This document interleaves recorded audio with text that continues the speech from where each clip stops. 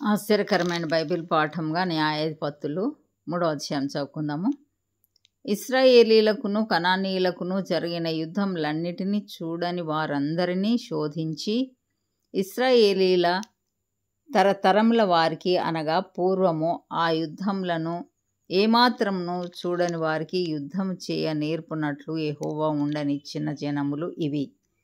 ఫిలిష్తీయుల 5 సర్దారుల జనులును, కనానీయులందరును, సీదోనీయులను, బయల్హెర్మోను మొదలుకొని హమాతునకు పోవు మార్గం వరకు లెబానోను కొండలో నివసించు హివ్వీయులను యెహోవా మోషే ద్వారా తమ తండ్రులకు ఇచ్చిన ఆజ్ఞలను వారు అనుసరింతురో లేదో తెలుసుకొనున్నట్లు ఇశ్రాయేలీలను పరిశోధించుటకై ఆ జనములను ఉండనిచ్చాను. కాబట్టి ఇశ్రాయేలీలు, కనానీయులు, హిత్తీయులు, అమోరీయులు, పెరిజ్జీయులు, హివ్వీయులు, యెబూసీయులను జనుల మధ్య నివసించుచు వారి కుమార్తెలను పెళ్లి చేసుకొనుచు వారి కుమారులకు తమ కుమార్తెలనిచ్చుచు వారి దేవతలను పూజించుచు వచ్చిరి. అట్లు ఇశ్రాయేలీయులు యెహోవా సన్నిధిని దోషులై తమ దేవుడైన యెహోవాను మరచి బయలుదేవతలను దేవతా స్తంభములను పూజించిరి. అందును గూర్చి యెహోవా కోపము ఇశ్రాయేలీల మీద మండగా ఆయన అరామ్నహరాయిము యొక్క రాజైన కూషన్రిషాతాయిము చేతులకు దాసులగుటకై వారిని అమ్మివేశెను. ఇశ్రాయేలీయులు 8 సంవత్సరములు కూషన్రిషాతాయిమునకు దాసులుగా నుండిరి.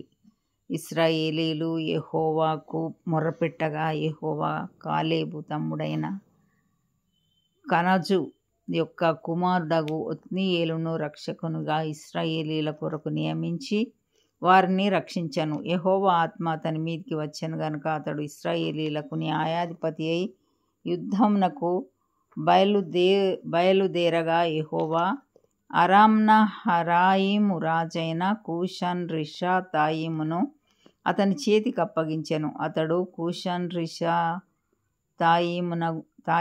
జయించెను. అప్పుడు 40 సంవత్సరములు దేశము నెమ్మది పొందెను. అటు తరువాత కనజు కుమారుడైన ఒత్నీయేలు మృతి నొందెను.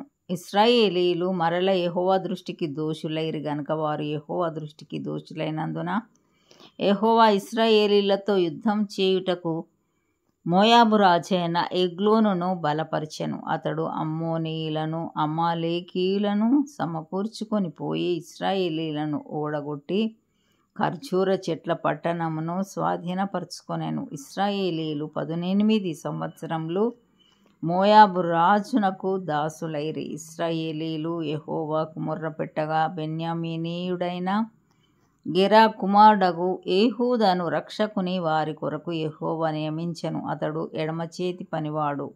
అతని చేతను ఇశ్రాయేలీయులు మోయాబు రాజైన ఎగ్లోనుకు కప్పము పంపగా ఏహూదు మూరెడు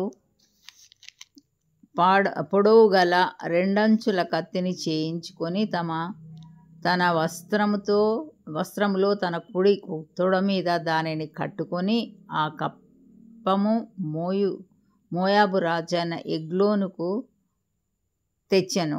ఆ ఎగ్లోను బహు స్థూలకాయుడు.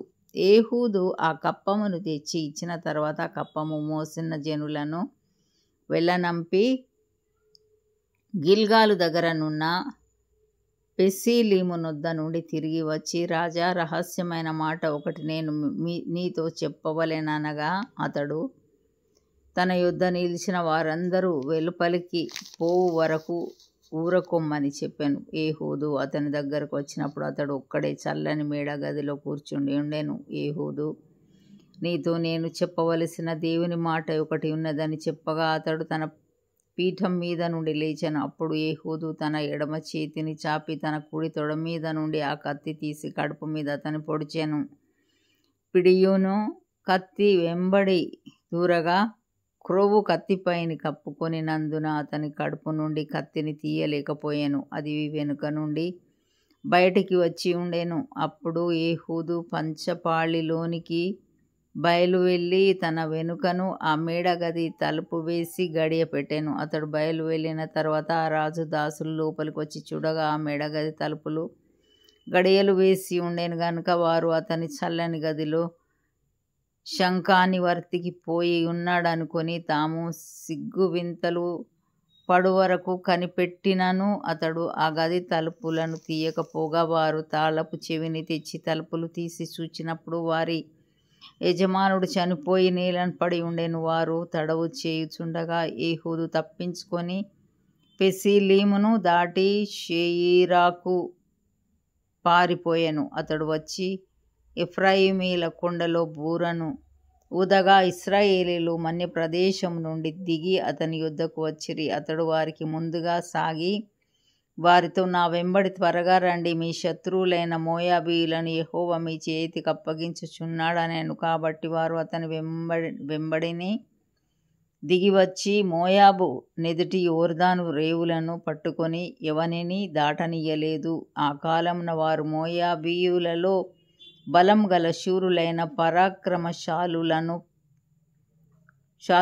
10,000 మందిని చంపిరి, ఒకడును తప్పించుకొనలేదు. ఆ దినమున మోయాబీయులు ఇశ్రాయేలీల చేతి క్రింద అనుపబడగా దేశము 80 సంవత్సరములు నిమ్మలముగా ఉండెను. అతని తర్వాత అనాతు కుమారుడైన షమ్గారు న్యాయాధిపతిగా ఉండెను. అతడు ఫిలిస్తీయులలో 600 మందిని మునుకోల కర్రతో హతం చేసెను. అతడును ఇశ్రాయేలీలను రక్షించెను. ఇంతటితో ఈ దినం కొరకైన బైబిల్ పాఠము సరి.